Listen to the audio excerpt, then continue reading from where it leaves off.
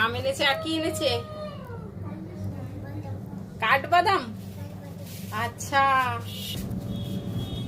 বাবা, এত আম এনেছে বাবা, আজকের এত আম এনেছে।